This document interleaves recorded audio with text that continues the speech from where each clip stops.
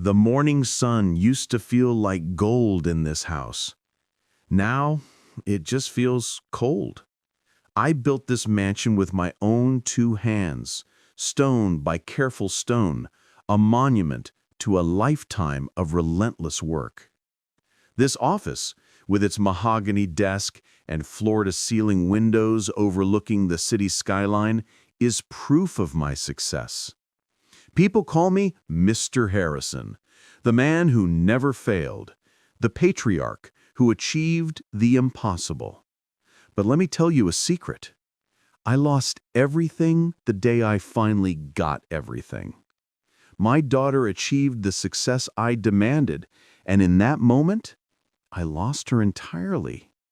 That single word, no, spoken decades ago, rings in this silence like a bell in a deserted church. It's been my constant, private hell for 40 years. You see the expensive art on the walls? The abstract pieces, the sculptures? They are all trophies purchased to fill the space where a different kind of art used to live. They're a poor substitute for the vibrant chaos that my daughter Emily brought to this house. Her smile was only ever truly authentic when her hands were covered in oil paint, the faint scent of turpentine following her like a loyal pet. I didn't want a painter in the family. I wanted an attorney. I wanted stability, power, and respect. I wasn't her father. I was her self-appointed CEO, managing her potential for maximum profit. And I made the absolute worst decision of my life. I mistook my own ambition for her well-being. My success is monumental, but my heart is empty. And I'd trade every share and every skyscraper just to hear the messy, wonderful sound of her paintbrush scraping a canvas one more time. The gold I chased cast the longest, loneliest shadow. I remember Emily at 15. She didn't have posters of movie stars or pop singers on her walls. Her heroes were Van Gogh and Monet. Her room wasn't a typical teenager's mess. It was a studio in chaos, a vibrant mess of dried palettes and turpentine fumes. I'd walk in and see her, focused entirely, brushstrokes furious and precise. I'd see pure joy, raw and untainted by the world's grim realities. And every time, a knot would tighten in my stomach. I looked at that passion and didn't see talent. I saw instability. I saw a romantic dream that couldn't pay the mortgage or command respect at a boardroom table. I saw the path to the kind of bohemian poverty my own family had barely escaped. I was terrified she'd end up scraping by, forgotten. I told her repeatedly that art was a hobby, a frivolous distraction. I preached the gospel of structure, finance, and law. I told her that a talent for painting wouldn't secure her future, but a Juris Doctor degree would.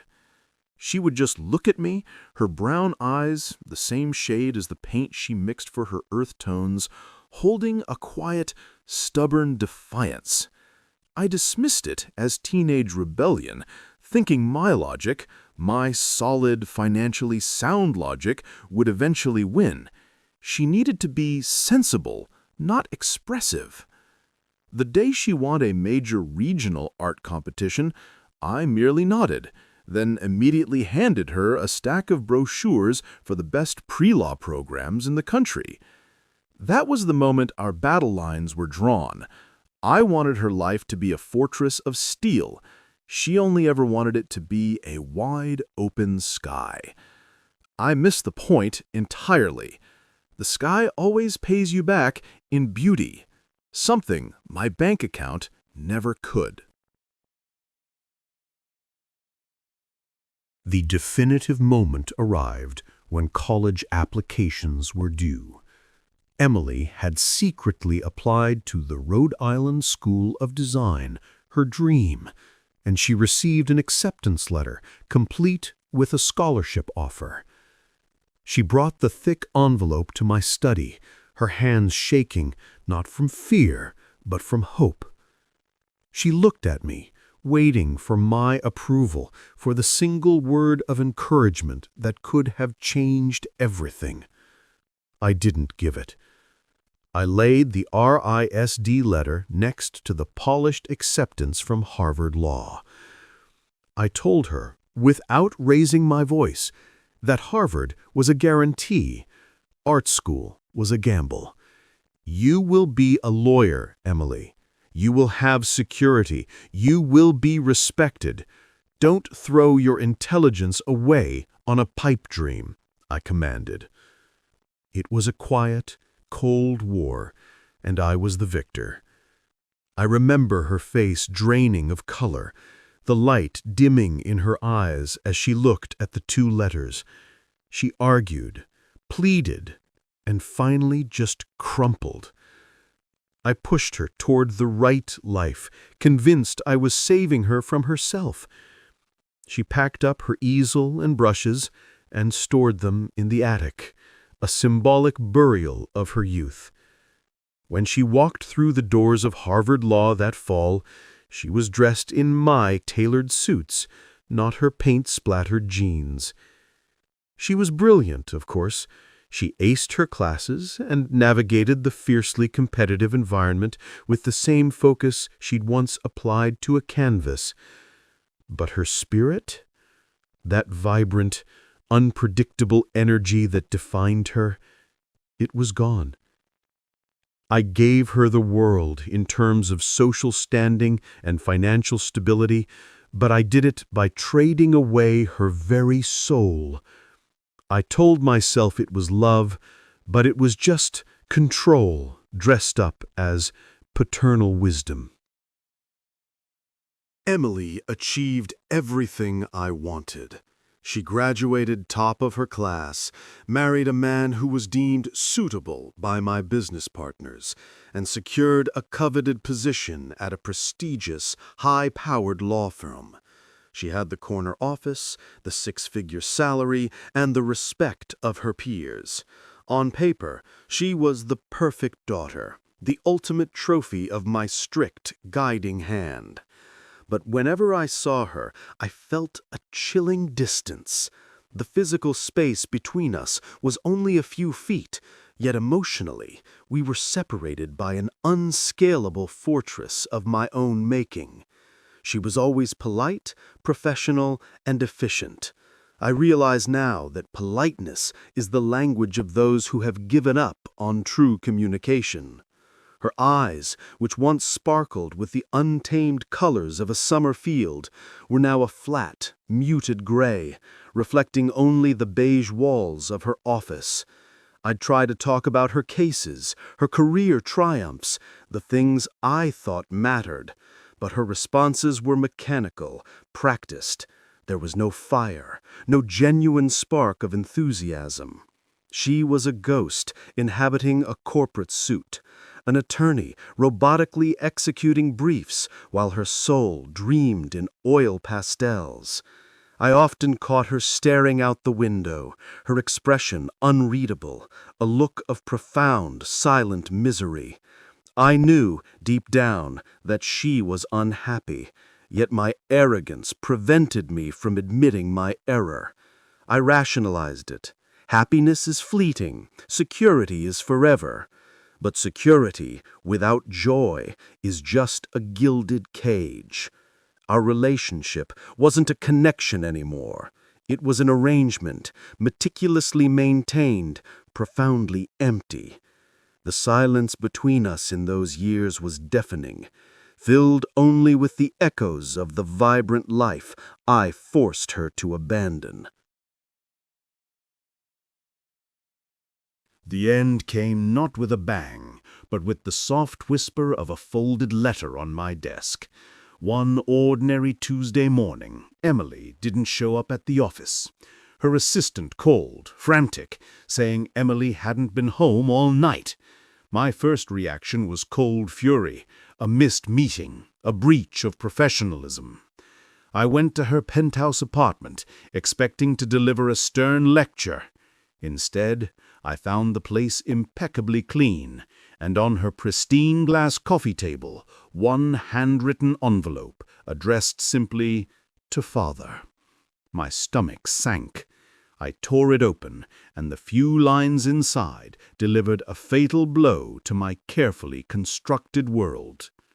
She wrote that she was leaving the law firm, leaving her marriage, and leaving the life I had so meticulously planned. She thanked me for the security, but confessed that every day she spent reading legal briefs, she felt a slow, suffocating death of her spirit. The letter ended with the line that still chills me to the bone.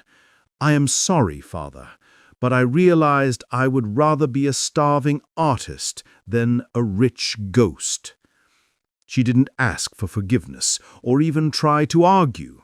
It was an act of surrender to her own truth and a final, permanent rejection of mine. I immediately called the police, the banks, everyone I knew. But she was gone.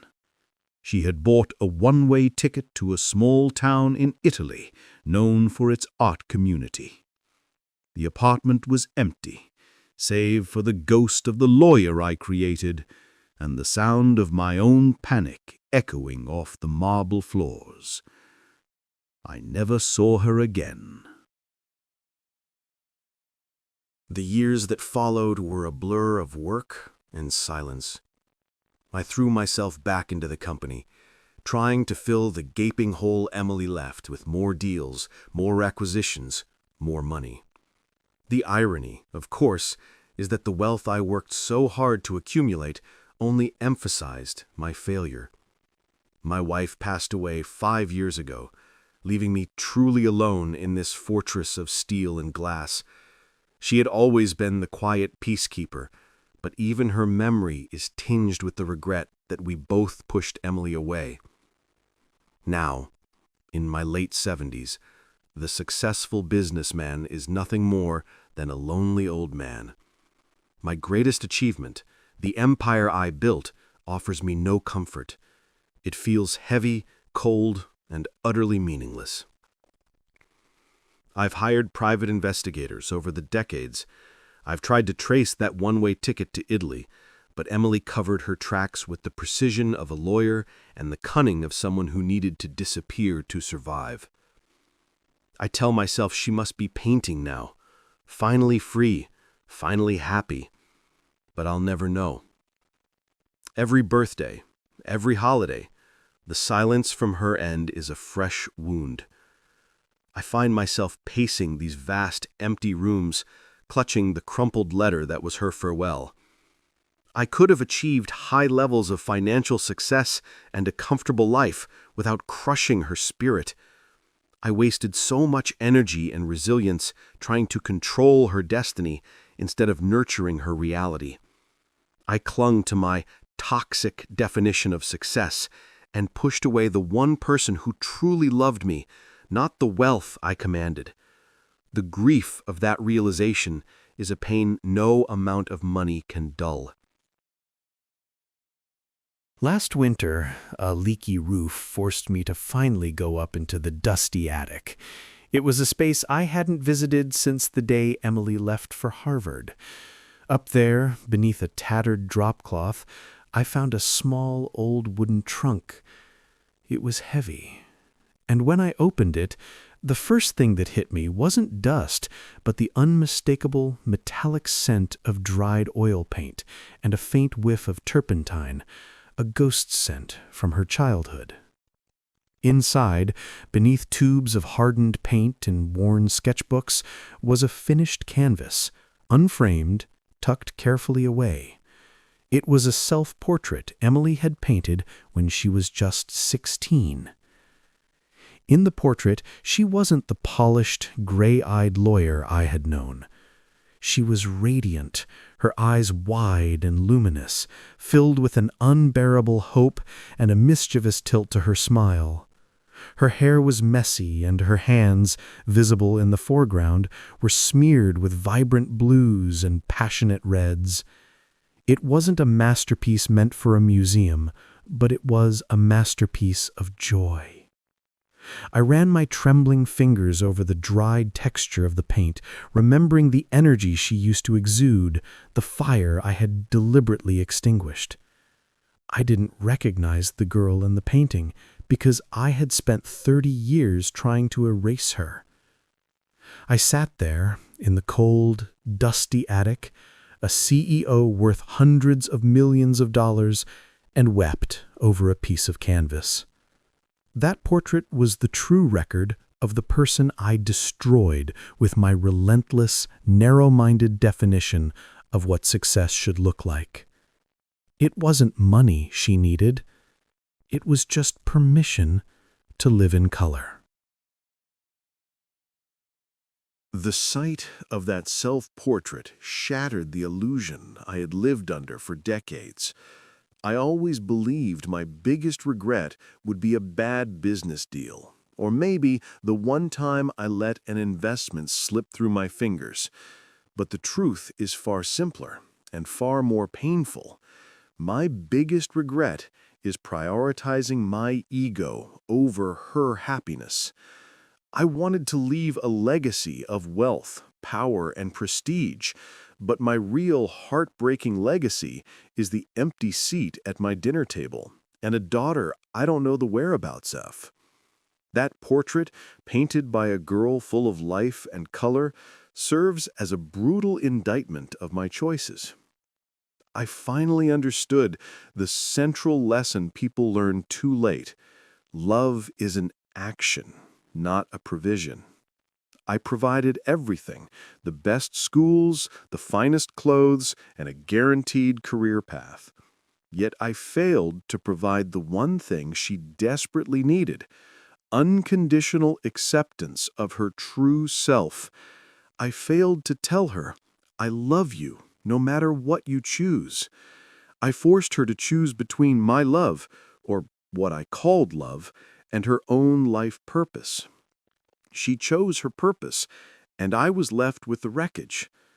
This realization is a deeper, colder kind of poverty than any financial ruin. I have no one to share this empire with, no one to inherit this hollow victory. All my carefully constructed walls only serve to keep me and not her trapped inside. This regret is not just about a lost relationship. It's about the fundamental loss of who I could have been as a father. Now I spend my days in this vast, quiet house, the silence amplifying the weight of my mistakes. The only warmth I feel is when I sneak up to the attic, pull out that self-portrait, and talk to the girl I lost. I ask her forgiveness, knowing no reply will ever come. I often stare out the window, looking at the city I conquered, and wonder if Emily is out there somewhere, finally painting the world in the vibrant colors she always saw. I pray that she's happy, even if that happiness exists completely outside of my realm, outside of the wealth and stability I forced upon her. The lesson I learned, standing here at the end of my journey, is painfully simple, yet it cost me everything. Don't mistake control for care. And don't ever, for a single moment, believe that material wealth can replace the spiritual fulfillment of a life truly lived. I chased the wrong shadow, the shadow of success as defined by others, and let the light of my daughter's happiness slip away. I am now a living testament to the fact that the greatest tragedy is not failure, but standing at the finish line of a successful life, only to realize you ran the wrong race. So, I leave this quiet confession. Choose love. Choose joy. Choose freedom. It is the only currency that matters in the end. I would trade this entire empire just for the chance to say, "Go, my darling. Paint the whole world." Thank you for joining us on this journey of reflection. We hope these timeless lessons help guide your own path to peace and fulfillment. If these stories resonated with you, please hit that like button. Subscribe to Timeless Whispers for more wisdom tailored for your golden years, and ring the notification bell so you don't miss our next chapter. And tell us in the comments, what is the one thing you are most grateful for today? Until next time, take good care.